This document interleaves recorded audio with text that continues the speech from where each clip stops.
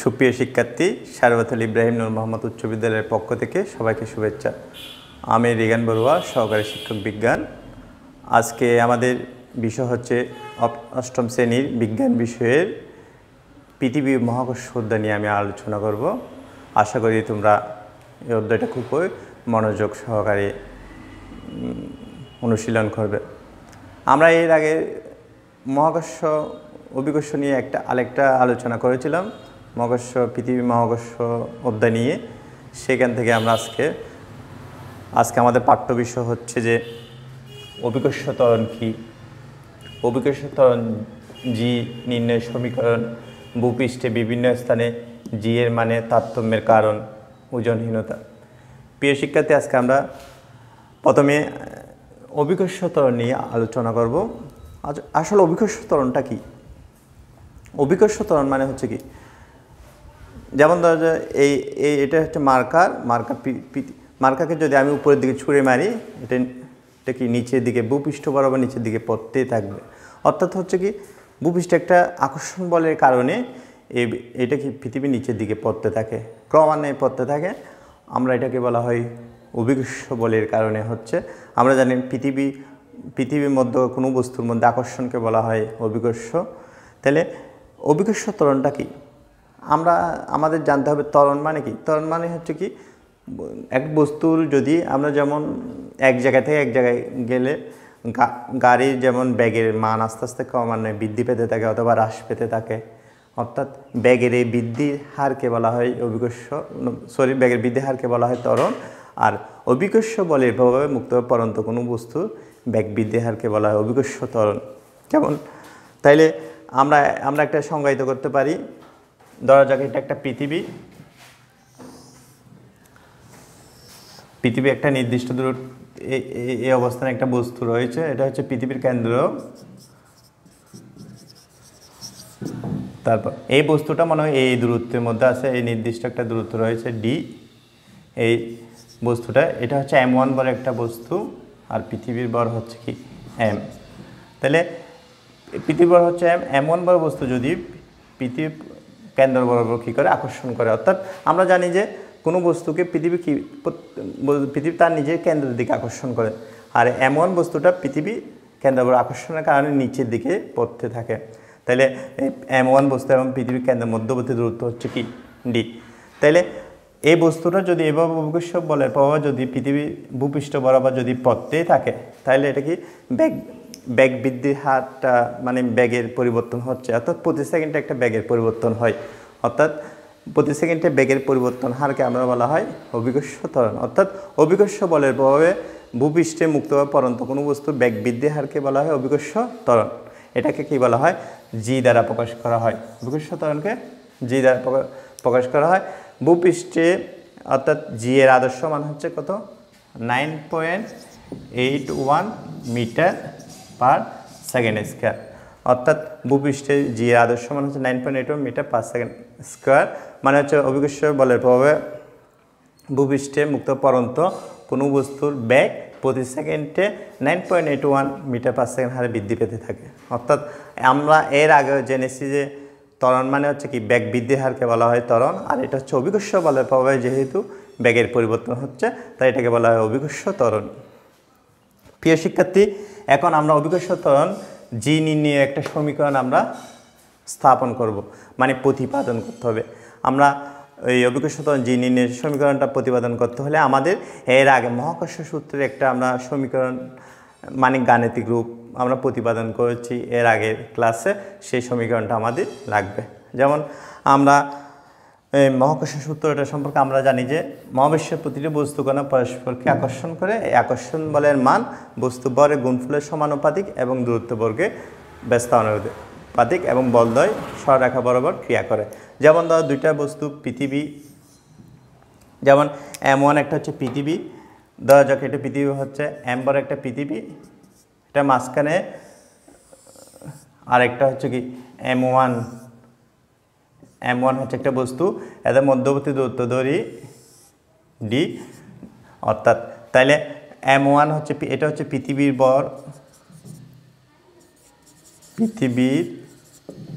ভর হচ্ছে এম বস্তুর ভর হচ্ছে স্মল এম। তাহলে পৃথিবীর ভর যদি এম হয়, বস্তুর ভর যদি স্মল এম হয়, তাহলে দুইটার মধ্যে কি একটা নির্দিষ্ট একটা বলে আকর্ষণ করবে। এই বলটাকে বলা হয় এফ ফোর্স। এই এফ বলে পরস্পরকে কী করে আকর্ষণ করে। তাহলে পৃথিবী বস্তুর মধ্যে আকর্ষণকে বলা হয় অভিকর্ষ বল। তাহলে এটাকে যদি আমরা মহাকর্ষের সূত্র অনুসারে যদি আমরা জানি এর আগের অধ্যায়ে আমরা জেনেছি যে অভিকর্ষটা হচ্ছে এক ধরনের কি মহাকর্ষ। তাহলে এখানে অভিকর্ষ যেহেতু এক ধরনের মহাকর্ষ, তাহলে এটা মহাকর্ষের সূত্র অনুসারে আমরা লিখতে পারি F is proportional to m1, F is proportional to m1 না লিখলে হবে m ছোট হাতের m, আর এখানে তাদের মধ্যবর্তী দূরত্ব হচ্ছে d স্কয়ার, অর্থাৎ বা F সমান g mm by d square. তাহলে আমরা জানি এই তাদের মধ্যবর পৃথিবী এবং বস্তুর মধ্যে যদি আকর্ষণ বল যদি F হয়, তাহলে মহাকর্ষ সূত্র অনুসারে আমরা জানি F সমান gmm বাই d স্কয়ার। এটা হচ্ছে মহাকর্ষ সূত্র অনুসারে, মহাকর্ষ সূত্র অনুসারে, অর্থাৎ মহাকর্ষ সূত্র অনুসারে F সমান আমরা লিখতে পারি F সমান g divided by gmm divided by d square. এটাকে যদি আমরা একটা 1 নম্বর সমীকরণ দিই, এটাকে 1 নম্বর সমীকরণ লিখতে পারি। তারপর আমরা জানি কোনো বস্তুর উপর পৃথিবীর আকর্ষণকে আমরা বলি ওজন। যেমন ধরো এটা একটা বস্তু, এটাকে কি করে পৃথিবী নিজ দিকে কি করে আকর্ষণ করে, আমার হাতের উপর রেখেছি, এটা পৃথিবীকে, এই বস্তুটাকে পৃথিবী আকর্ষণ করে। তাহলে কোনো বস্তুর উপর পৃথিবী আকর্ষণকে আমরা বলি ওজন। আমরা নিউটনের দ্বিতীয় সূত্র অনুসারে জানি বস্তু বল বেগের পরিবর্তনের হার তার উপর প্রযুক্ত বলের সমানুপাতিক। নিউটনের দ্বিতীয় সূত্র অনুসারে আমরা জানি F is proportional to হচ্ছে ma, অর্থাৎ F সমান আমরা জানি নিউটন দ্বিতীয় সূত্র F সমান ma। এখানে a মানে হচ্ছে, এখানে m মানে হচ্ছে কি বর, আর a মানে হচ্ছে কি ত্বরণ, আর F মানে হচ্ছে কি বল, অর্থাৎ পৃথিবীকে। তাহলে আর এখানে ত্বরণ, আর যদি কোনো বস্তুকে পৃথিবী যদি আকর্ষণ করে, তাহলে সেটাকে আমরা কি করি, কোনো বস্তুর উপর পৃথিবী আকর্ষণকে আমরা বলা হয় ওজন। তো ওজন হলে তখন এ ত্বরণটা কি হয়ে যাবে, জি ত্বরণ হয়ে যাবে, অর্থাৎ তখন ত্বরণটা হয়ে যায় এ না লিখে আমরা কি লিখব জি। F সমান, তাহলে আমরা কি লিখতে পারি F সমান mg, অর্থাৎ কোনো বস্তু পৃথিবীকে যে বল আকর্ষণ করে তাকে তার বস্তুর ওজন বলা হয়। অর্থাৎ এই আকর্ষণ বলটা এক ধরনের হচ্ছে বস্তুর ওজন, অর্থাৎ স্থানভেদে ওজনের মান পরিবর্তন হয়ে যায়। যেহেতু জি এর মান পরিবর্তন হয়, তাহলে কি ওজনের মানও পরিবর্তন হয়। তাহলে আমরা যদি F সমান mg, এটাকে যদি আমরা একটা সমীকরণ আঁকে, এটাকে আমি দিয়ে দিই 2 নম্বর সমীকরণ। তাহলে আমরা প্রিয় শিক্ষার্থী, আমরা 1 নং সমীকরণ থেকে পেয়েছি যে F সমান gmm বাই d স্কয়ার, আর 2 নম্বর সমীকরণ থেকে পেয়েছি F সমান mg। তাহলে আমরা যদি এখানে F সমান gmm বাই d স্কয়ার আর F সমান mg। প্রিয় শিক্ষার্থী, আমরা যেমন এই ডাস্টার এই কলম দুইটার ওজন যদি আমি মনে করি ধরি, এই দুইটার ওজন হচ্ছে কি 10 গ্রাম, তাহলে আমরা যদি দুইটার ওজন সমান হয়ে যায়, তাহলে আমরা এটা বলতে পারি মার্কার সমান ডাস্টার, আমরা লিখতে পারি না। অনুরূপভাবে আমরা এই F সমান এই Fটা লেখা যায় না, অর্থাৎ 1 এবং 2 নং সমীকরণ অনুসারে আমরা লিখতে পারি এই gmm বাই d স্কয়ার সমান mg। মানে হচ্ছে কি এই ডাস্টার এই কলমের অর্থাৎ মার্কারের ওজন যদি সমান হয়ে যায়, দুটো মান যদি সমান হয়ে যায়, তাহলে আমরা বলতে পারি ডাস্টার সমান কলম। সেহেতু আমরা এই মহাকর্ষ সূত্র অনুসারে F এর মান হচ্ছে gmm বাই d স্কয়ার, আর ওজনের সংজ্ঞা অনুসারে আমরা জানি F সমান mg। তাহলে আমরা লিখতে পারি mg সমান gmm বাই d স্কয়ার। তাহলে আমরা 1 ও 2 নং সূত্র অনুসারে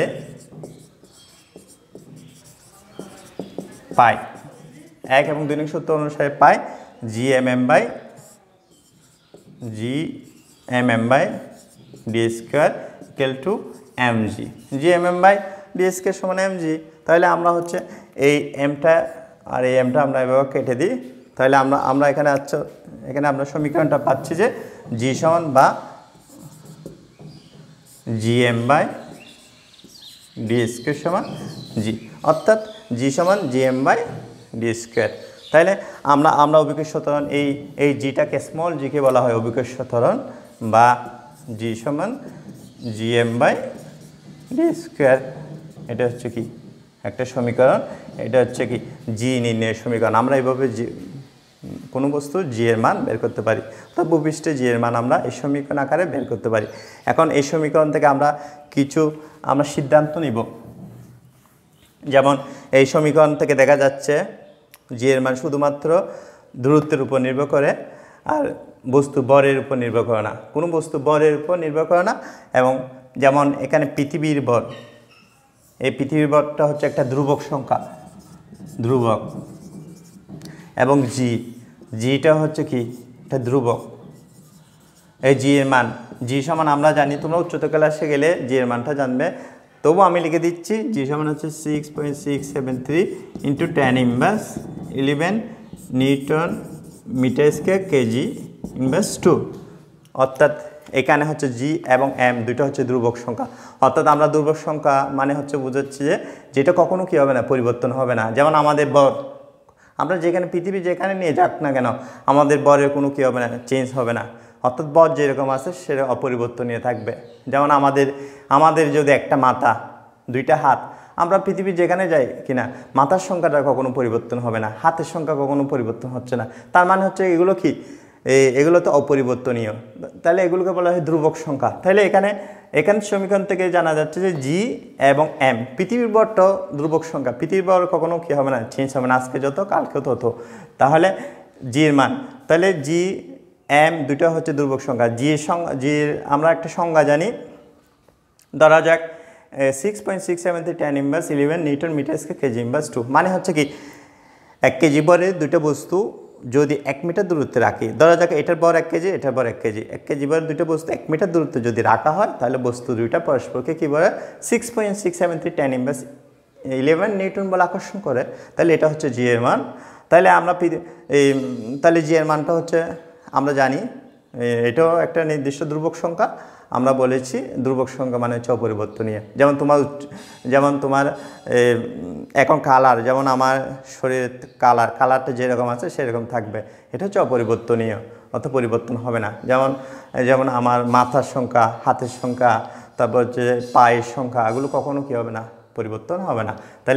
তাহলে জি এর মান কখনো ধ্রুবক সংখ্যা স্মল জি, অর্থাৎ অভিকর্ষ ত্বরণ মহাকর্ষীয় ধ্রুবক এবং এম এর মানের উপর নির্ভর করে না। এটাকে জিকে বলা হয় মহাকর্ষীয় ধ্রুবক আর পৃথিবীর ভর। অর্থাৎ কোনো বস্তুর উপর জি এর মান একটা বস্তুর ভরের উপর নির্ভর করে না। অর্থাৎ জি শুধুমাত্র বস্তু কিসের উপর নির্ভর করে, দূরত্বের উপর নির্ভর করে। যেমন এই চিত্রটা আমরা যদি পৃথিবী যেমন ধরো পৃথিবীর উপর M1 একটা বস্তু আছে, যেমন ভূপৃষ্ঠে একটা M1, ধরা যাক এখানে একটা M1 বস্তু আছে, M1, এই বস্তু ভর হচ্ছে M1, M ভর ধরি, এটা হচ্ছে কেন্দ্র, দূরত্ব হচ্ছে D।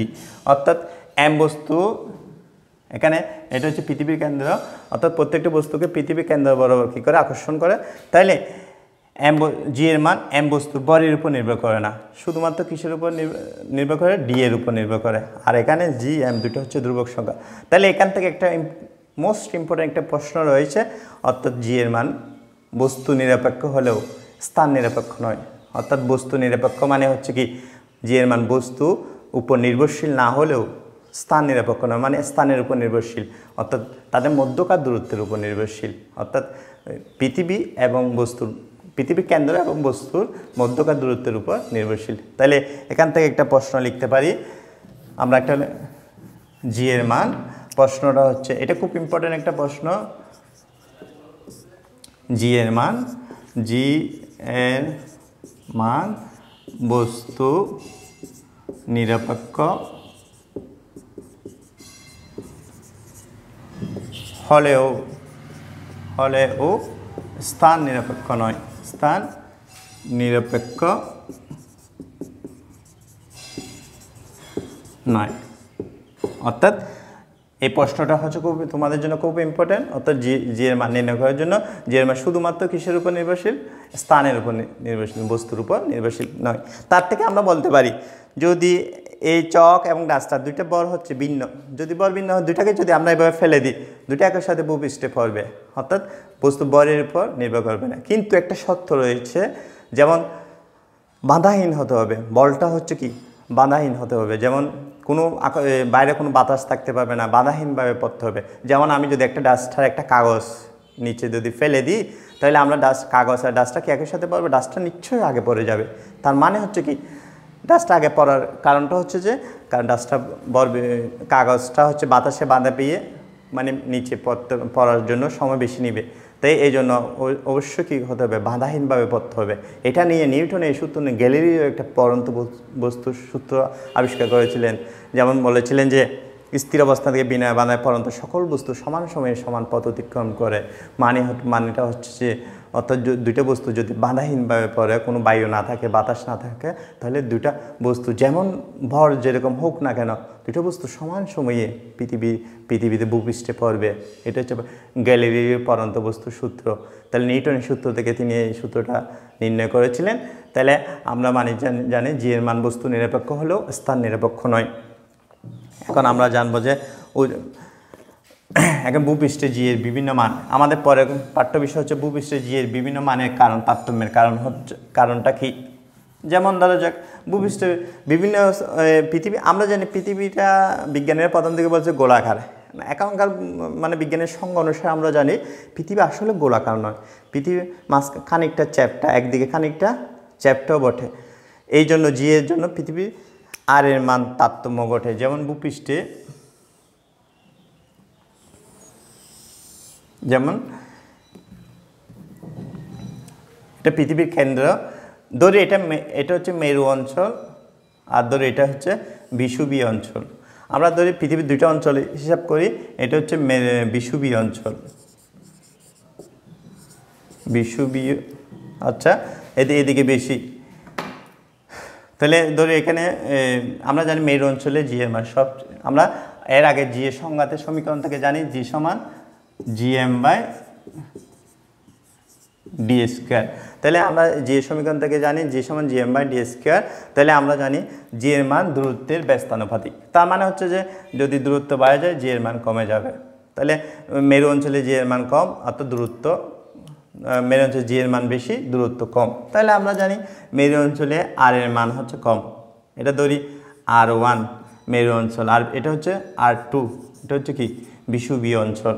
তাহলে মেরু অঞ্চলে জি এর মান হচ্ছে, যেহেতু ধরা যাক R1 লেস দেন R2, মানে হচ্ছে কি R1 R2 থেকে ছোট। এটা ধরি এটা মেরু অঞ্চল,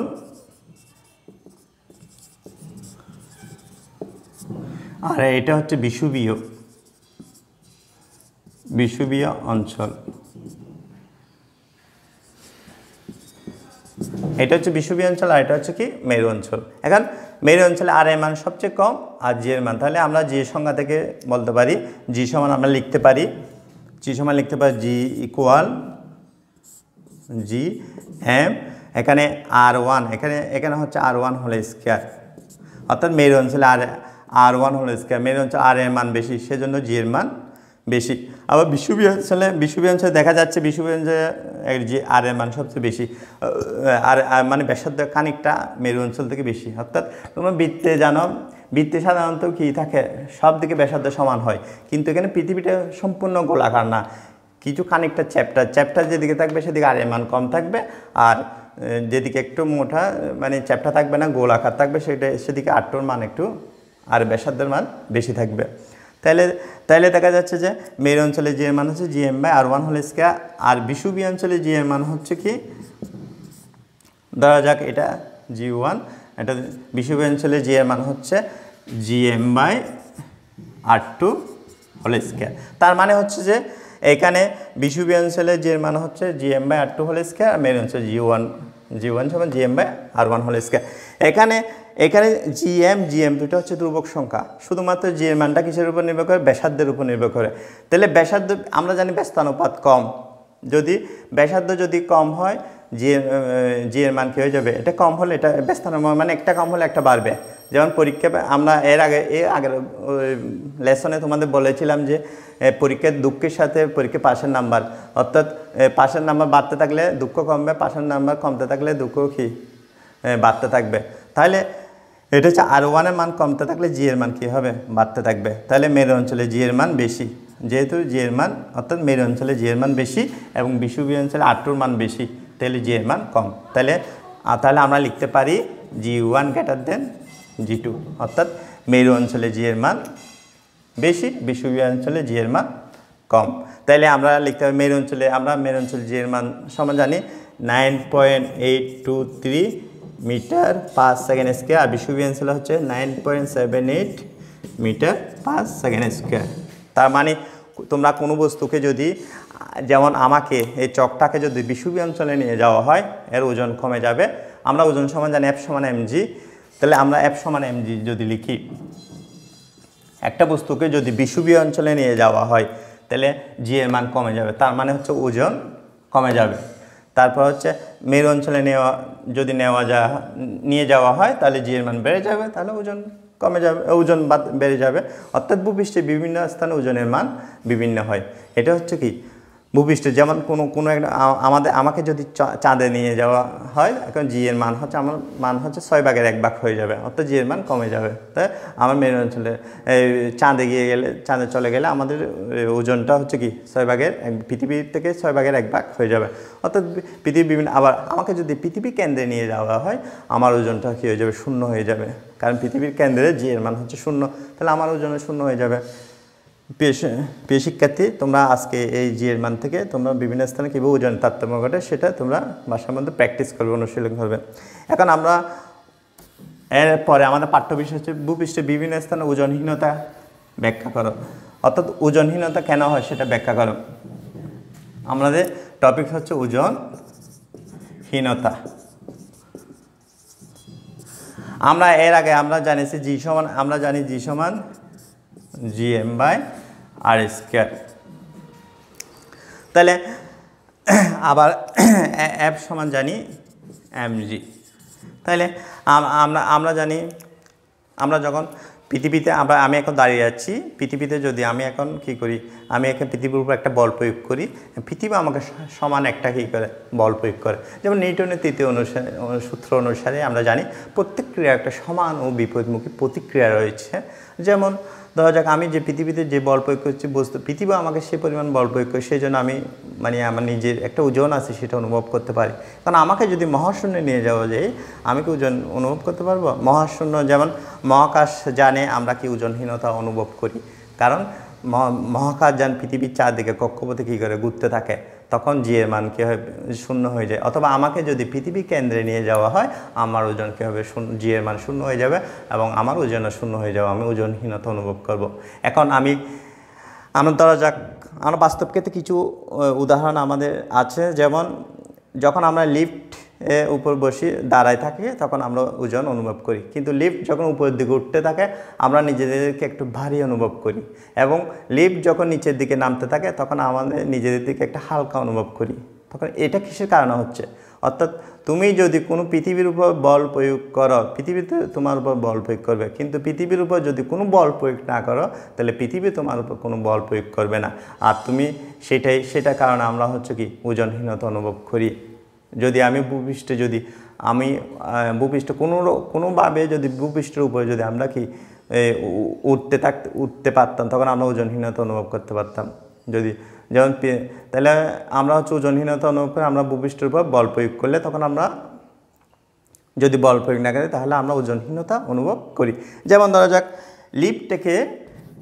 আমরা লিফটের উপর আছি, এখন লিফটটা উপরের দিকে উঠে, আমাদের টপিক হচ্ছে লিফটে বস্তুর ওজনের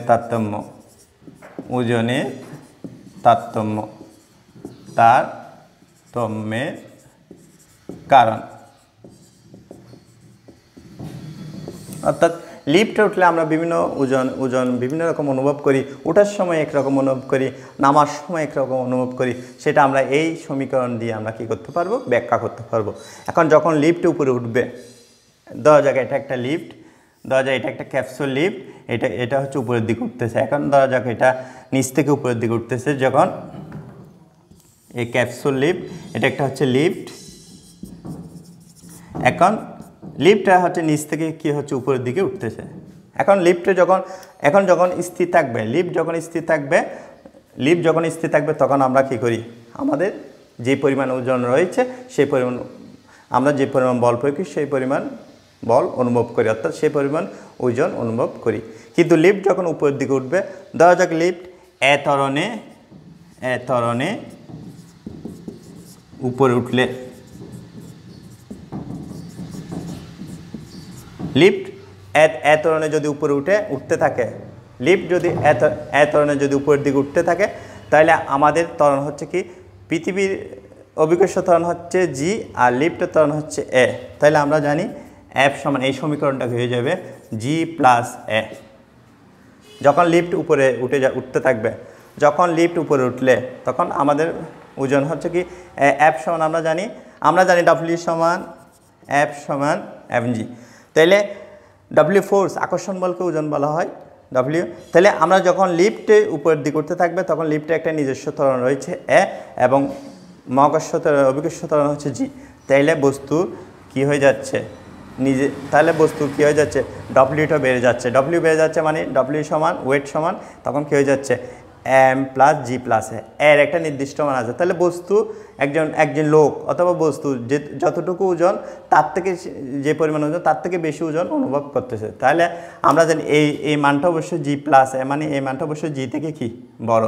সেই জন্য আমরা কি লিফটের যেমন জি থেকে জি প্লাস এ জিনিসটা হচ্ছে কি বড়, তাহলে বস্তুর ওজন কী হয়ে যাচ্ছে, বেড়ে যাচ্ছে। লিফট যখন উপরের দিকে উঠবে তখন বস্তুর ওজন কী হয়ে যাচ্ছে, বেড়ে যাচ্ছে।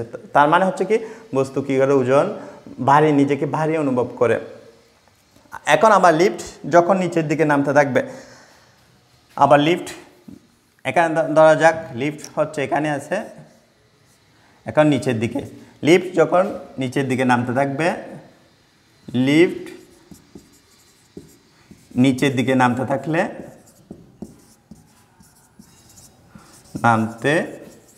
থাকলে এখন লিফট যদি নিচের দিকে একটা নির্দিষ্ট ত্বরণে লিফট নিচের দিকে যদি একটা এ ত্বরণে নামতে থাকে, এ ত্বরণে যদি নামতে থাকে, আমরা যখন ডাব্লিউ সমান এফ সমান আমরা লিখি এম। এখন যদি লিফট এ ত্বরণের নিচের দিকে নামতে থাকে, তাহলে অভিকর্ষ ত্বরণের বিপরীত হচ্ছে কি লিফটের ত্বরণ। তাহলে হচ্ছে তখন আমরা কি হয়ে যাবে, এই ত্বরণটা হচ্ছে এফ সমান এম ইন্টু জি মাইনাস এ। তাহলে দুইটা ত্বরণ দুই দিকে, সেই জন্য হচ্ছে একটা জি থেকে কি হচ্ছে এ ত্বরণে নামতেছে। তাহলে এখন জি মাইনাস এ নিশ্চয়ই জি থেকে ছোট, জি গ্রেটার দেন জি মাইনাস এ। যেহেতু লিফট এ ত্বরণের নিচের দিকে নামতেছে, তাহলে জি এর মান জি মাইনাস এ থেকে কী হবে, জি মাইনাস এ থেকে কি বড়, ছোট, জি এর মান বড়। তাহলে বস্তুর আগে নিজস্ব ওজন ছিল এফ সমান এম জি, এখন জি মাইনাস এ, বস্তুর যেখানে অভিকর্ষ ত্বরণের মান কমে গেছে, তাহলে বস্তুটা কি এফ সমান এম ইন্টু জি মাইনাস এ। তার মানে হচ্ছে বস্তুটার নিজের ওজন যতটুকু, আমরা জানি বস্তুর ওজন হচ্ছে কি এম জি, ডাব্লিউ সমান হচ্ছে কি এম জি। কিন্তু এখন আমরা মান পেয়েছি যে লিফট যখন নিচের দিকে নামতে থাকবে তখন তাদের ওজন পাচ্ছে যে এফ সমান এম ইন্টু জি মাইনাস এ। তার মানে হচ্ছে কি ওই এম জি হচ্ছে এম জি মাইনাস এ থেকে কি বড়। তাহলে বস্তু যে নিজের যে পরিমাণ ওজন সে পরিমাণ ওজন থেকে আরও কম ওজন অনুভব করবে, অর্থাৎ নিজেকে হালকা মনে হবে লিফট যখন নিচের দিকে নামতে থাকবে। এখন কখন ওজনহীনতা অনুভব করবে, এখন লিফট যদি ছিঁড়ে যায়, অর্থাৎ এই লিফটটা যখন ছিঁড়ে যাবে তখন কি হবে, বস্তু লিফটের একটা ত্বরণ, আমরা জানি লিফটের ত্বরণ হচ্ছে, লিফট যখন ছিঁড়ে পড়লে, লিফট মুক্তভাবে ভূপৃষ্ঠে পড়লে অর্থাৎ ভূপৃষ্ঠে মুক্তভাবে পড়লে যদি লিফট ছিঁড়ে যায়, অর্থাৎ লিফটটা যদি ছিঁড়ে যদি পৃথিবীর নিচের দিকে পড়ে যায় তখন কি হবে, তখন কি অনুভব হবে? তখন পৃথিবীর নিচের দিকে পড়লে যেমন বস্তুর সাথে ধরা যাক এটা একটা লিফট, এটা একটা বস্তু, দুইটা একসাথে পড়লে এই বস্তুটা লিফটের উপর কোনো বল প্রয়োগ করতে পারবে না, অর্থাৎ সে নিজেকে ওজনহীনতা কী করবে, অনুভব করবে। লিফট যদি এভাবে পড়ে একসাথে মুক্তভাবে পড়ে তাহলে বস্তুটা কী করে, বস্তু আর লিফট একত্রিত হয়ে যাবে, তখন একসাথে দুইজনে একসাথে পড়ে যাচ্ছে, তখন বস্তুটা লিফটের উপর কোনো কী করতে পারবে না, বল প্রয়োগ করতে পারবে না। তার মানে হচ্ছে তখন F সমান W সমান তখন কী হয়ে যাবে, F সমান M, তখন কী হবে, লিফট তখন মুক্তভাবে জি ত্বরণের নিচের দিকে পড়তে থাকবে। এবং অভিকর্ষ বলের তখন আমরা জানি ওজন কখন অনুভব করে, যখন আমরা যে পরিমাণ বল প্রয়োগ করি সেই পরিমাণ বল যদি আমরা ফেরত পাই, অর্থাৎ সেই পরিমাণ বল অনুভব করলে সেটা আমাদের হচ্ছে ওজন। এখন অনেক সময় কম বল মানে ফেরত পাই, অনেক সময় বেশি বল ফেরত পাই। যখন বেশি বল আমরা ওজন থেকে বেশি বল অনুভব করি সেটা হচ্ছে ভারী মনে হবে, যখন কম অনুভব করি তখন হালকা মনে হবে। আর এখন যখন একদম অনুভব করবে না তখন লিফটের ত্বরণ হচ্ছে, লিফট যখন মুক্তভাবে পড়বে তখন লিফটের ত্বরণ হচ্ছে জি, একটা জি ত্বরণের নিচের দিকে নামবে। তাহলে অভিকর্ষ ত্বরণ থেকে জি ত্বরণ বিয়োগ করলে আমরা জানি জি মাইনাস জি সমান হচ্ছে কী হয়ে যাচ্ছে, 0। তাহলে ডব্লিউ সমান কী হয়ে যাবে, 0, অর্থাৎ বস্তু তখন কী হবে, ওজনহীনতা অনুভব করবে। শুধু লিফট মুক্তভাবে পড়লে ওজনহীনতা অনুভব করে না, আমরা জানি মহাকাশ জানে বস্তুরা যখন চারদিকে ঘুরতেই থাকে তখন বস্তুরা কী হয়, ওজনহীনতা অনুভব করে। কারণ মহাকাশযান যদি স্থির থাকতো তাহলে বস্তু ওজন, কোনো একজন মহাকাশযানের উপরে যদি স্থির থাকতো তখন ওজনহীনতা অনুভব করতে পারতো না। কিন্তু পৃথিবীর চারদিকে জি ত্বরণে ঘুরতেছে, তাহলে অভিকর্ষ ত্বরণ এই জি ত্বরণটা অভিকর্ষ ত্বরণের সমান হয়ে যাওয়ায় তো জি থেকে জি বিয়োগ করলে তখন কী হয়ে যাচ্ছে, 0 হয়ে যাচ্ছে। এই 0 হয়ে যাওয়ার কারণে তো বস্তুর ওজন কী হয়ে যাচ্ছে, 0 হয়ে যাচ্ছে। অর্থাৎ কোনো মহাকাশযানে যদি কোনো বস্তু থাকে, কোনো ব্যক্তি থাকে, বস্তু থাকে, তারা কী করে, ভাসমান থাকে, অর্থাৎ তারা যে পরিমাণ বল প্রয়োগ করে, কোনো বল প্রয়োগ করে না আমাদের সেই পরিমাণ বল ফেরতও পায় না, অর্থাৎ বল প্রয়োগ করে না আমাদের, অর্থাৎ বস্তু নিজেকে কী হয়, ওজনহীনতা অনুভব করে। এভাবে আমরা ভূপৃষ্ঠে বিভিন্ন স্থানে ওজনহীন, কিন্তু যদি মহাকাশযান যদি স্থির থাকতো তাহলে ওই অবস্থানে স্থির থাকতো তাহলে আমরা কি ওজনহীনতা অনুভব করতে পারতাম না। তো এইভাবে আমরা ভূপৃষ্ঠে পৃথিবীর বিভিন্ন স্থানে আমরা ওজনহীনতা অনুভব করি। প্রিয় শিক্ষার্থী, আজকে আমরা এগুলো শিখলাম। তোমাদের আগামীকাল বাড়ির কাজ হচ্ছে যে বাড়ির কাজ হচ্ছে জি এর মান বস্তু নিরপেক্ষ